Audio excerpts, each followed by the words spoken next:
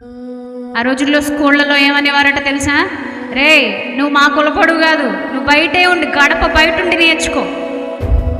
మరి అంబేద్కర్ గారు అలాంటి ఎన్నో భయంకరమైన వివక్షలు ఎదుర్కొన్నాడు కాబట్టే ఆయన వాటన్నిటికీ వ్యతిరేకంగా పోరాడాడు. ఆయన అంటే చాలామందికి ఈరోజు అక్కసు. ఆయన చేసిన కృషి, ఆయన చేసినటువంటి ఆ ప్రయత్నాలు ఈరోజు చాలామందికి మింగుడు పడట్లేదు.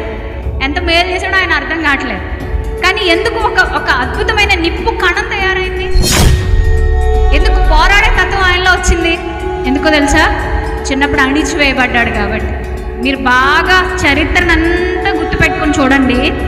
ఏ అమ్మాయి అయినా, ఏ అబ్బాయి అయినా, ఏ పురుషుడైనా, ఏ స్త్రీ అయినా ఎక్కడ అణిచివేయబడుతున్నాడో ఆ పురుషుడు, ఆ స్త్రీ ఖచ్చితంగా లేచి నిలబడతాడు, పోరాటం చేస్తాడు, స్ట్రాంగ్ అయిపోతాడు. చాలాసార్లు అనుకుంటాం దెబ్బలు పడుతున్నాయని. దెబ్బలు పడడం మంచిదే. ఆ దెబ్బలు ఎంత నీకు తగిలితే, ఎన్ని గాయాలు నీకు తగిలితే అంతగా నువ్వు